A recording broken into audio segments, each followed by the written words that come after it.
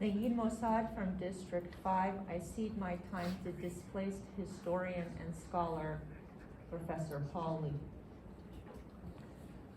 My name is James Brown. I grew up here in Berkeley, and I've been displaced by all of this many times over. I do a lot of stuff, and I'm going to pass my time to Professor Paul Lee. Okay, Mr. Lee has 3 minutes. Excuse me, Mr. Mayor. May I take off my mask to be better heard? Yes. Thank So we happy what we said at 3 minutes. If you're from Berkeley, as I am, and you're defined as black, as I am, then you have little, if any, reason to trust our city government. That's because nearly every administration during my nearly 62 years on earth has failed to look out for us. It has always looked out for white people, particularly rich white people. Those few of us, including my beloved late father, who did have wealth, were nevertheless damned to suffer the same inequalities, injustices, indignities, and insults as the rest of us who didn't. Beginning in 1965, when the plans for the construction of the Bart Ashby Station were made known, Mother Mabel Howard, who was the leader of our community, did something that was visionary and heroic. She brilliantly mobilized and organized community and political pressure to make sure that the BART tracks would be run underground instead of overground. She didn't want South Berkeley homes and businesses to be disrupted or destroyed as they were through large swaths of Oakland's majority black districts. However, what is rarely discussed is the fact, forgive me.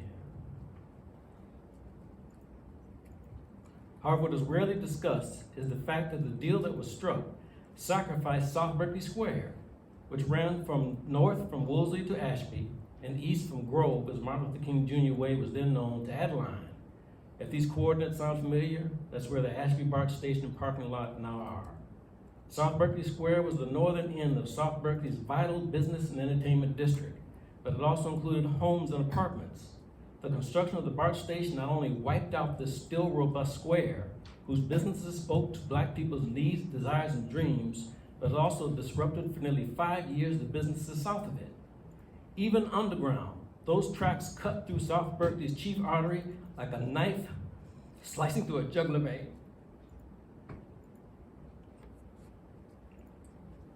Many of our businesses and entertainment venues bled out west of Sacramento Street or south to East Oakland. Tragically, most couldn't survive this violent dislocation and soon died.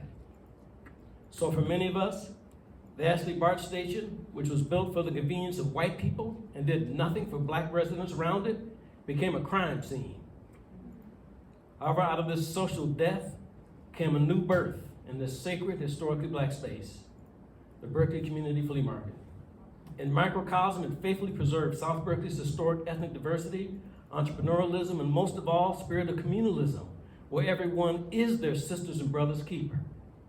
That's why the flea market must be preserved. The same thing could and should be said about preserving People's Park, which in its original iteration was another sacred black space, and continues to minister to black needs, particularly in the case of those whose society has failed.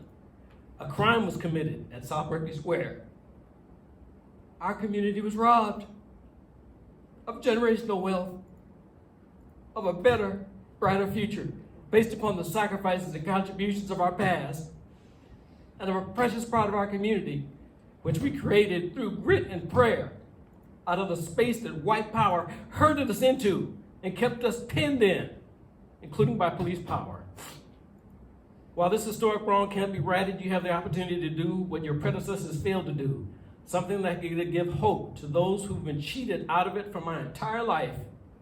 You could accept the proposal that you're here tonight, which would put people before profit, which respect and protect our built natural environment, and most of all, which welcome back those of us who left by no choice of our own, who deserve to return to a community that does what South Berkeley Square once did.